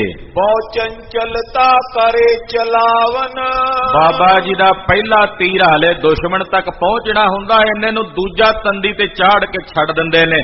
ਇੰਨੀ ਫੁਰਤੀ, ਇੰਨਾ ਛੋੜਾ ਪਾਣਾ ਬਾਬਾ ਅਜੀਤ ਸਿੰਘ ਜੀ ਦੇ ਸਰੀਰ ਵਿੱਚ। ਪਾਥਾ ਮੈਂ ਹਾਥੇ ਕਰ ਪਾਵਨ, ਪੱਥੇ ਦੇ ਵਿੱਚ ਹੱਥ ਪਾਉਂਦੇ ਆ ਤੇ ਤੀਰ ਕੱਢਦੇ ਆ ਚੌੜਵਾ ਜਿਹਾ। ਸਰ ਨਿਕਾਸ ਗੁਣ ਮੈਂ ਬਗਰਾਵਨ, ਔਰ ਤੀਰ ਕੱਢ ਕੇ ਉਹਦੀ ਜਿਹੜੀ ਤੀਰ ਦੀ ਬਾਗੜ ਹੁੰਦੀ ਪਿਛਲੇ ਪਾਸੇ, ਜਿੱਥੇ ਜਿਹੜਾ ਤੰਦੀ ਤੇ ਲਾਇਆ ਜਾਂਦਾ ਉਹਨੂੰ ਬਾਗੜ ਕਹਿੰਦੇ ਆ। ਉਹ ਜਿਹੜਾ ਬਾਗੜ ਵਾਲਾ ਹਿੱਸਾ ਜਿੱਥੇ ਖੰਭ ਬੰਦੇ ਹੁੰਦੇ ਆ, ਉਹ ਬਾਗੜ ਨੂੰ ਆਪਣੀ ਕਮਾਨ ਦੀ ਤੰਦੀ ਤੇ ਚਾੜ ਕੇ ਨਿਸ਼ਾਨਾ ਸੇਧ ਕੇ ਚਲਾਉਂਦੇ ਨੇ। ਐਂਚ ਕਾਨ ਸਨ ਪਾਨ ਲਗਾਵਨ, ਖਿੱਚਦੇ ਨੇ ਹੱਥ ਦੀ ਜਿਹੜੀ ਪਿਛਲੀ ਚੁਟਕੀ ਆ ਉਹ ਕੰਨ ਤੱਕ ਚਲੀ ਜਾਂਦੀ ਆ ਬਾਬਾ ਅਜੀਤ ਸਿੰਘ ਜੀ ਦੀ। ਤਤ ਸ਼ਤੁਰਨ ਕੇ ਅੰਗ ਲਗਾਵਨ, ਜਿਹਨੂੰ ਵੀ ਜਾ ਕੇ ਤੀਰ ਵੱਜਦਾ ਤੱਕ ਕੇ ਮਾਰਦੇ ਨੇ, ਜਿਸ ਦੇ ਵੀ ਅੰਗ ਵਿੱਚ ਜਾ ਕੇ ਵੱਜਦਾ। ਜਾਣਿਓ ਪਰੇ ਨਾ ਗਨ ਕੀ ਕਾਵਨ, ਕਹਿੰਦੇ ਪਤਾ ਹੀ ਨਹੀਂ ਲੱਗਦਾ ਉਹਨੂੰ ਵੀ ਇਹ ਤੀਰ ਮਾਰਿਆ ਕਿਹਨੇ ਆ ਤੇ ਆਇਆ ਕਿੱਧਰੋਂ ਹੈ, ਪਤਾ ਹੀ ਨਹੀਂ ਲੱਗਦਾ। ਜਿਹਨੂੰ ਵੀ ਜਾ ਕੇ ਵੱਜਦਾ, ਇੱਕ ਜਦੋਂ ਡਿੱਗਦਾ ਨਾਲ ਦੇ ਨੂੰ ਫਿਰ ਪਤਾ ਲੱਗਦਾ ਵੀ ਇਹ ਕਿਵੇਂ ਡਿੱਗ ਪਿਆ, ਇਹਨੂੰ ਕੀ ਹੋ ਗਿਆ। ਇਹਨੇ ਨੂੰ ਪਿਛਲਾ ਡਿੱਗ ਪੈਂਦਾ, ਦੂਜਾ ਉਹਨੂੰ ਵੀ, ਕਿਉਂਕਿ ਨਿਕਲ ਕੇ ਸਰੀਰ ਦੇ ਵਿੱਚੋਂ ਤੀਰ ਦੂਜੇ ਨੂੰ ਜਾ ਵੱਜਦਾ। ਪਤਾ ਹੀ ਨਹੀਂ ਲੱਗਦਾ ਉਹਨਾਂ ਨੂੰ ਵੀ ਤੀਰ ਆ ਕਿੱਥੋਂ ਰਹੇ ਨੇ। ਚੰਚਲ ਬਾਜੀ ਕਰੇ ਕੁਦਾਵਨ, ਬਾਬਾ ਅਜੀਤ ਸਿੰਘ ਜੀ ਆਪਣਾ ਚੰਚਲ ਤੇ ਬੜਾ ਬਲੀ ਘੋੜਾ ਉਹਨੂੰ ਕੁਦਾਉਂਦੇ ਹਨ। ਉਹ ਪੈਰਾਂ ਦੇ ਉੱਤੇ ਟਿਕਦਾ ਨਹੀਂ ਜੰਗ ਦੇ ਮੈਦਾਨ ਵਿੱਚ। ਵਿਚਰਤ ਰਿਪ ਕੋ ਵਾਰ ਬਚਾਵਨ, ਔਰ ਦੁਸ਼ਮਣ ਦਾ ਵਾਰ ਬਚਾਉਣ ਲਈ ਜੰਗ ਦੇ ਮੈਦਾਨ ਇੱਕ ਜਗ੍ਹਾ ਤੇ ਖਲੋ ਕੇ ਨਹੀਂ ਨਾ ਲੜ ਸਕਦੇ, ਤਦੇ ਘੋੜੇ ਨੂੰ ਇੱਧਰ ਉੱਧਰ ਫੇਰਦੇ ਹਨ। ਨਰਾਜ ਚੰਦ ਅਜੀਤ ਸਿੰਘ ਜੀਤ ਚਾਏ ਤੀਰ ਕੋ ਪ੍ਰਹਾਰ ਤੇ, ਸਾਹਿਬਜ਼ਾਦਾ ਬਾਬਾ ਅਜੀਤ ਸਿੰਘ ਜੀ ਬੜੇ ਚਾਅ ਨਾਲ ਤੀਰ ਚਲਾਉਂਦੇ ਹਨ। ਤੁਰੰਗ ਏਕ ਸੰਗ ਸਿੰਘ ਸੂਰ ਮੇ ਸੰਘਾਰ ਤੇ, ਔਰ ਨਾਲ ਜਿੰਨੇ ਘੋੜ ਸਵਾਰ ਯੋਧੇ ਨੇ ਸਿੰਘ ਬਹਾਦਰ ਯੋਧੇ ਉਹ ਵੀ ਦੁਸ਼ਮਣਾਂ ਨੂੰ ਮਾਰਦੇ ਹਨ। ਮਰੀ ਪਹਾੜ ਬਾਇਨੀ ਵਿਸਾਲ ਸਾਮੁਹਾਏ ਕੈ, ਸਾਹਮਣੇ ਬੜੀ ਵੱਡੀ ਫੌਜ ਦੁਸ਼ਮਣ ਦੀ ਪਹਾੜੀਆਂ ਦੀ ਵੇਖਦਿਆਂ ਵੇਖਦਿਆਂ ਘੜੀ ਦੋ ਘੜੀਆਂ ਵਿੱਚ ਹੀ ਮਾਰੀ ਗਈ। ਤੋ ਇੱਕ ਬਾਰ ਗੋਰੀਆਂ ਅਨੇਕ ਹੀ ਚਲਾਏ ਕੈ, ਇੱਕੋ ਵਾਰ ਕਈ ਗੋਲੀਆਂ ਦੋਹਾਂ ਪਾਸਿਓਂ ਚੱਲੀਆਂ ਹਨ। ਚਲੀ ਸੁਬੇਗ ਸ਼ੂਕਤੀ ਲਗੀ ਤੋ ਰੰਗ ਆਏ ਕੈ, ਉਧਰੋਂ ਪਹਾੜੀਆਂ ਵੱਲੋਂ ਚਲਾਈ ਹੋਈ ਇੱਕ ਗੋਲੀ ਅਚਾਨਕ ਕਹਿੰਦੇ ਬਾਬਾ ਅਜੀਤ ਸਿੰਘ ਜੀ ਦੇ ਘੋੜੇ ਦੇ ਮੱਥੇ ਵਿੱਚ ਆ ਕੇ ਵੱਜ ਗਈ। ਗਿਰਿਓ ਸੋ ਜੰਗ ਖੇਤ ਮੈਂ ਸੋ ਦੋਏ ਘਾਵ ਖਾਏ ਕੈ, ਇੱਕ ਗੋਲੀ ਉਹਦੀ ਗਰਦਨ ਵਿੱਚ ਆ ਕੇ ਵੱਜੀ, ਇੱਕ ਸਿਰ ਵਿੱਚ ਵੱਜੀ। ਕਹਿੰਦੇ ਦੋ ਘਾਵ ਲੱਗੇ ਘੋੜੇ ਨੂੰ। ਜਦੋਂ ਸਿਰ ਵਿੱਚ ਵੱਜੀ ਗੋਲੀ ਘੋੜੇ ਦੇ, ਉਸੇ ਵੇਲੇ ਜ਼ਮੀਨ ਦੇ ਉੱਤੇ ਬਾਬਾ ਅਜੀਤ ਸਿੰਘ ਜੀ ਦਾ ਘੋੜਾ ਡਿੱਗ ਕੇ ਸ਼ਹੀਦੀ ਪਾ ਗਿਆ। ਅਜੀਤ ਸਿੰਘ ਛੋਰ ਅੰਗ ਆਪਨੇ ਬਚਾਏ ਕੈ, ਘੋੜੇ ਦੇ ਡਿੱਗਣ ਤੋਂ ਪਹਿਲਾਂ ਬਾਬਾ ਜੀ ਇੱਕਦਮ ਛਾਲ ਮਾਰ ਕੇ ਪੱਬਾਂ ਭਰਨੇ ਹੋ ਕੇ ਜ਼ਮੀਨ ਤੇ ਖਲੋ ਗਏ ਔਰ ਆਪਣਾ ਆਪ ਬਚਾ ਲਿਆ। ਹਰੋ ਚਰਨ ਪਾਰ ਫੇਰ ਬਾਨ ਕੋ ਚਲਾਏ ਕੈ, ਔਰ ਕਹਿੰਦੇ ਪੈਰਾਂ ਭਰਨੇ ਹੋ ਕੇ ਪੈਰਾਂ ਤੇ ਖਲੋ ਕੇ ਬਾਬਾ ਅਜੀਤ ਸਿੰਘ ਜੀ ਨੇ ਵੇਖਿਆ ਵੀ ਜਿਹਨੇ ਗੋਲੀ ਚਲਾਈ ਸੀ ਨਾ ਬਾਬਾ ਜੀ ਦੇ ਘੋੜੇ ਤੇ, ਉਹਦਾ ਨਿਸ਼ਾਨਾ ਲਾਇਆ ਤੀਰ ਦੇ ਨਾਲ। ਪਹੁੰਚ ਕੈ ਸੁਦਾਸ ਆਏ ਬਾਜ ਔਰ ਦੀਨਿਓ, ਕਹਿੰਦੇ ਤੀਰ ਚਲਾ ਕੇ ਜਿਹਨੇ ਗੋਲੀ ਮਾਰੀ ਸੀ ਨਾ ਬਾਬਾ ਜੀ ਦੇ ਘੋੜੇ ਨੂੰ, ਬਾਬਾ ਜੀ ਦੀ ਨਿਗਾਹ ਪੈ ਗਈ ਉਹਦੇ ਤੇ। ਤੀਰ ਮਾਰ ਕੇ ਉਹਦੀ ਗਰਦਨ ਦੇ ਵਿੱਚੋਂ ਦੀ ਤੀਰ ਪਾਰਲੇ ਪਾਸੇ ਕੱਢ ਕੇ ਮਾਰ ਮੁਕਾ ਕੇ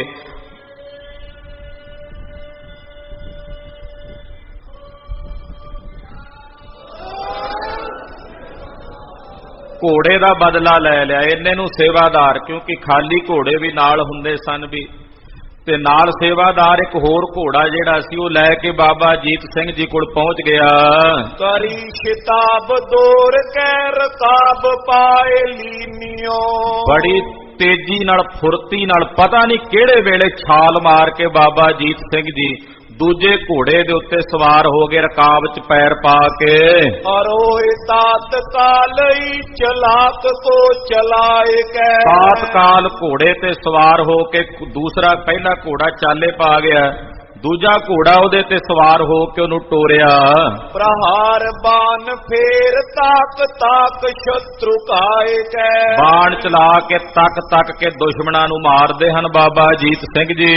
ਸਮੂਹ ਸਿੰਘ ਅਗਰ ਹੋਏ ਤੋ ਭੰਗ ਸੰਗ ਭੰਗ ਕੈ, ਬਹੁਤ ਸਾਰੇ ਸਿੰਘ ਅੱਗੇ ਹੋ ਕੇ ਬੰਦੂਕਾਂ ਦੇ ਨਾਲ ਗੋਲੀਆਂ ਦਾਗਦੇ ਹਨ।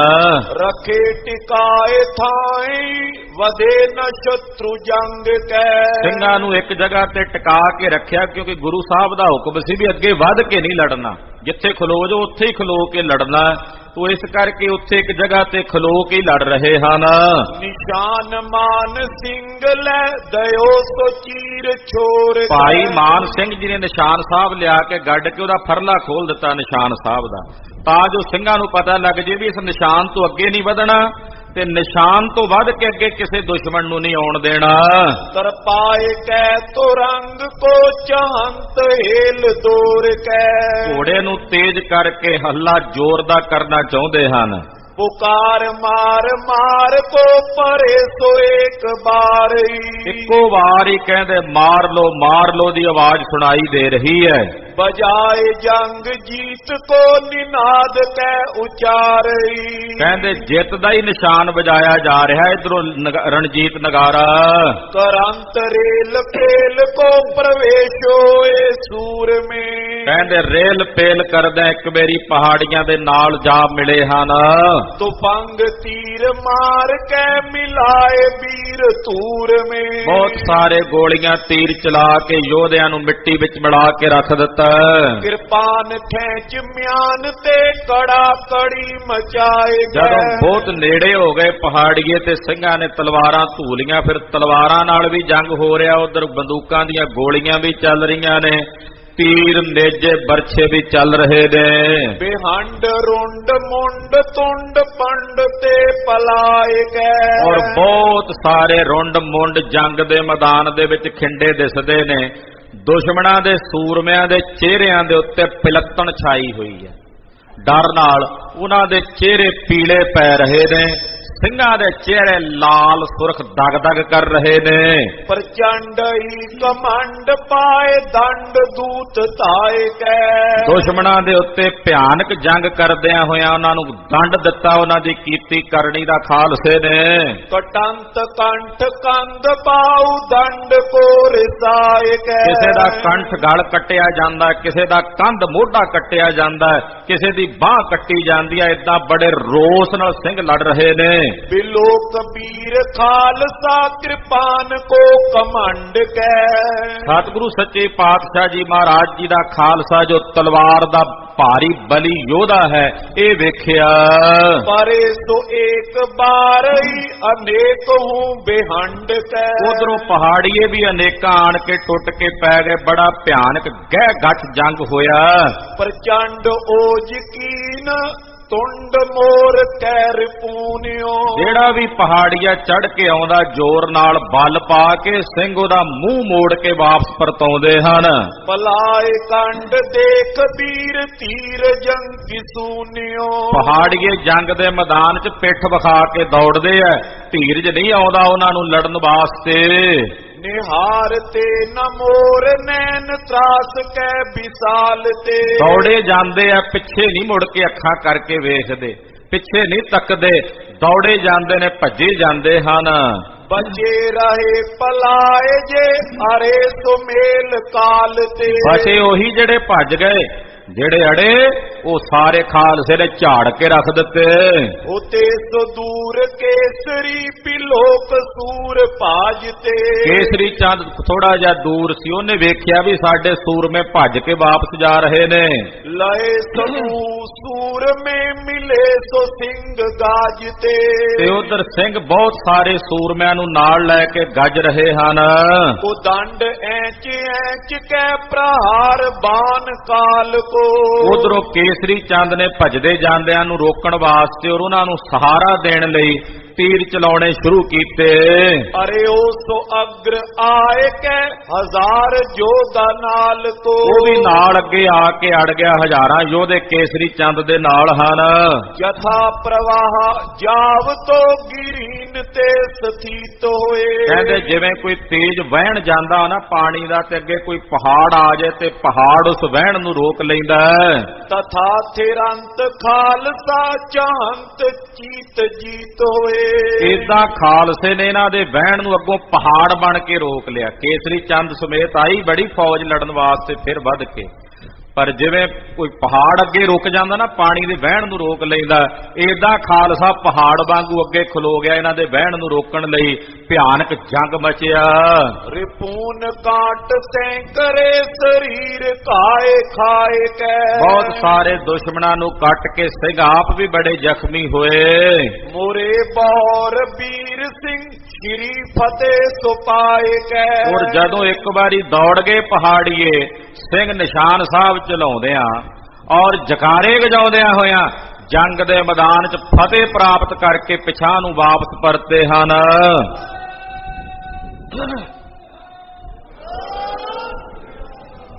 ਸਨੇ ਸਨੇ ਹਟੰਤ ਕਾਇਲਾਨ ਕੋ ਸੰਭਾਰ ਕੈ। ਸਿੰਘ ਇਹ ਨਹੀਂ ਵੀ ਬੜੀ ਤੇਜ਼ੀ ਨਾਲ ਦੌੜੇ ਨੇ ਪਿੱਛੇ, ਸਹਿਜੇ ਸਹਿਜੇ ਪਿੱਛੇ ਹਟਦੇ ਨੇ।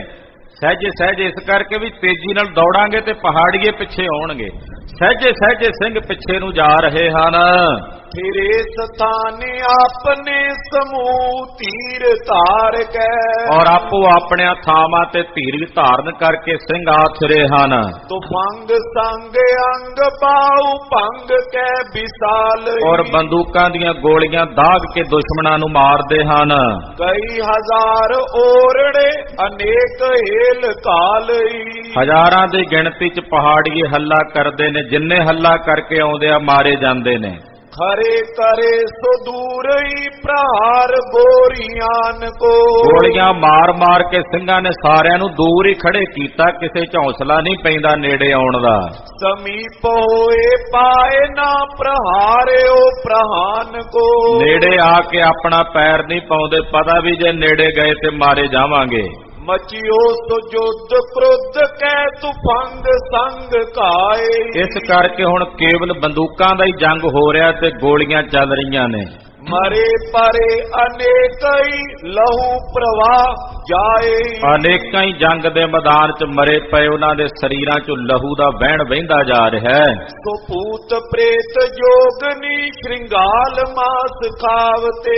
ਗਿੱਦੜ, ਗਿੱਧਾਂ, ਚੀਲਾਂ, ਇੱਲਾਂ, ਕੁੱਤੇ, ਇਸੇ ਤਰ੍ਹਾਂ ਬਹੁਤ ਸਾਰੀਆਂ ਜੋਗਣੀਆਂ ਆਦਿਕ ਜੰਗ ਦੇ ਮੈਦਾਨ 'ਚ ਤੁਰੀਆਂ ਫਿਰਦੀਆਂ ਨੇ। ਪੁਕਾਰ ਕਾਂਕ ਕੰਕਰੀ ਕਰਾ ਲਈ ਸੁਨਾਵਤੇ। ਕਾਂ ਤੇ ਚਿੱਟੀਆਂ ਚੀਲਾਂ ਮਾਸ ਖਾਂਦੇ ਨੇ, ਨਾਲੇ ਉੱਚੀ ਉੱਚੀ ਕੂਕਦੇ ਪੁਕਾਰਦੇ ਨੇ।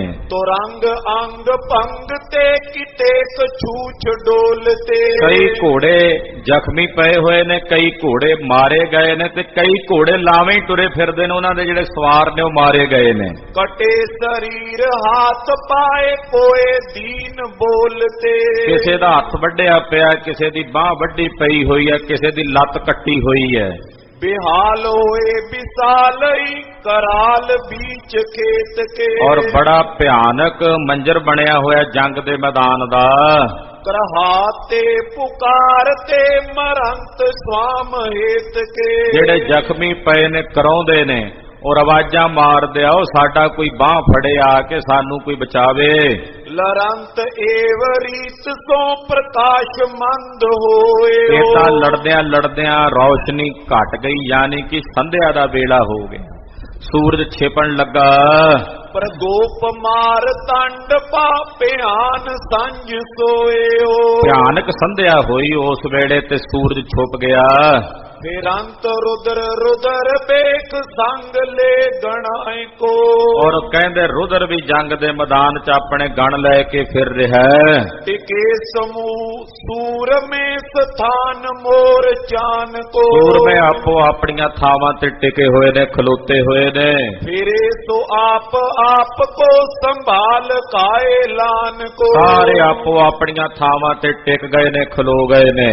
ਬਿਲੋਕ ਭੀਮ ਚੰਦ ਬ੍ਰਿੰਦ ਵੀਰ ਮਿਰਤਕਾਨ ਕੋ। ਭੀਮ ਚੰਦ ਨੇ ਜਦੋਂ ਹੁਣ ਮੈਦਾਨ ਥੋੜਾ ਜਿਹਾ ਖਾਲੀ ਦਿਸਿਆ ਤੇ ਆਪਣੀ ਫੌਜ ਵੱਲ ਵੇਖਿਆ ਵੀ ਕਿੰਨੇ ਬੰਦੇ ਅੱਜ ਜੰਗ ਦੇ ਮੈਦਾਨ 'ਚ ਮਾਰੇ ਗਏ ਨੇ। ਸਚਿੰਤ ਸ਼ੋਕ ਤਾਰ ਤੋ ਕਹੇ ਨ ਕਾਉ ਪਾਸ। ਮਨ 'ਚ ਬੜੀ ਡਾਢੀ ਚਿੰਤਾ ਤੇ ਦੁੱਖ ਹੈ, ਪਰ ਭੀਮ ਚੰਦ ਮੂੰਹੋਂ ਨਹੀਂ ਬੋਲਦਾ, ਕਿਉਂਕਿ ਜੇ ਬੋਲਾਂਗਾ ਹਾਏ ਕਵਾਂਗਾ ਤੇ ਫੌਜ ਦਾ ਮਨੋਬਲ ਟੁੱਟੇਗਾ। ਮੇਰੇ ਸਿਰ ਤੇ ਲੜ ਰਹੇ ਨੇ, ਇਸ ਕਰਕੇ ਦਿਲੋਂ ਬੜਾ ਦੁਖੀ ਆ, ਪਰ ਮੂੰਹੋਂ ਬੋਲ ਕੇ ਨਹੀਂ ਆਖਦਾ ਭੀਮ ਚੰਦ। ਲੜੇ ਜੋ ਏਵ ਨੀਤਈ ਨਾ ਜੀਤ ਹੋਤੇ ਆਸਈ। ਕਹਿੰਦਾ ਜੇ ਰੋਜ਼ ਇਸੇ ਤਰ੍ਹਾਂ ਹੀ ਲੜਾਈ ਹੁੰਦੀ ਰਹੀ ਤੇ ਜਿੱਤ ਦੀ ਆਸ ਨਹੀਂ ਰਹਿਣੀ। ਸਹਿਜੇ ਸਹਿਜੇ ਕਰਕੇ ਨਾ ਸਾਨੂੰ ਸਾਰਿਆਂ ਨੂੰ ਮੁਕਾ ਦੇਣਾ। करे इकत्र आन के अंबार दी लागेओ। ਜਦੋਂ ਲਾਸ਼ਾਂ ਇਕੱਠੀਆਂ ਕੀਤੀਆਂ ਨੇ ਇਹਨਾਂ ਨੇ ਸ਼ਾਮ ਨੂੰ, ਤੇ ਲਾਸ਼ਾਂ ਦਾ ਉੱਚਾ ਜਿਹਾ ਢੇਰ ਲੱਗ ਗਿਆ। ਇੰਨੀਆਂ ਲਾਸ਼ਾਂ ਵੀ ਜਿਵੇਂ ਕੋਈ ਪਹਾੜ ਹੋਵੇ ਏਦਾਂ ਢੇਰ ਲੱਗਾ। मंगाए काशटान तात काल दीन दागेओ। ਭੀਮ ਚੰਦ ਨੇ ਲੱਕੜਾਂ ਬਹੁਤ ਸਾਰੀਆਂ ਮੰਗਾ ਕੇ ਉਹ ਜਿਹੜੇ ਮਰੇ ਨੇ ਯੋਧੇ ਇਕੱਠਿਆਂ ਕਰਕੇ ਇੱਕੋ ਜਗ੍ਹਾ ਤੇ ਲੱਕੜਾਂ ਪਾ ਕੇ ਉਹਨਾਂ ਨੂੰ ਅੱਗ ਲਾ ਕੇ ਸੰਸਕਾਰਿਆ।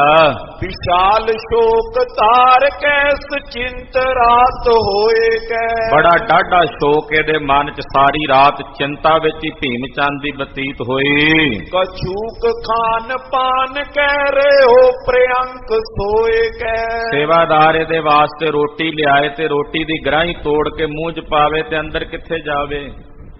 ਅੱਧਾ ਪ੍ਰਚੱਦਾ ਪ੍ਰਸ਼ਾਦਾ ਪਾਣੀ ਛਕਿਆ ਤੇ ਪਾਸੇ ਪਲਟਦਾ ਪਲਗੇ ਤੇ ਪੈ ਗਿਆ। ਸਾਰੀ ਰਾਤ ਪਾਸੇ ਹੀ ਪਲਟਦਾ ਰਿਹਾ, ਨੀਂਦ ਨਹੀਂ ਆਉਂਦੀ। ਬੜਾ ਚਿੰਤਾ ਵਿੱਚ ਫਿਕਰਮੰਦ ਹੋ ਕੇ ਪਿਆ ਹੋਇਆ।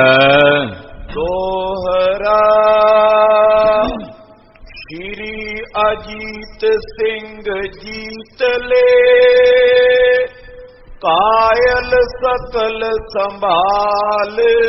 ਇਧਰ ਸਾਹਿਬਜ਼ਾਦਾ ਬਾਬਾ ਅਜੀਤ ਸਿੰਘ ਜੀ ਆਪਣੇ ਨਾਲ ਦੇ ਜਿੰਨੇ ਕਾਇਲ ਨੇ, ਜ਼ਖਮੀ ਨੇ, ਉਹਨਾਂ ਨੂੰ ਸੰਭਾਲ ਕੇ ਜਿਹੜੇ ਸ਼ਹੀਦ ਹੋਏ ਨੇ ਉਹਨਾਂ ਦੀਆਂ ਲੋਥਾਂ ਚੁੱਕ ਕੇ ਵਾਪਸ ਪਰਤੇ ਹਨ।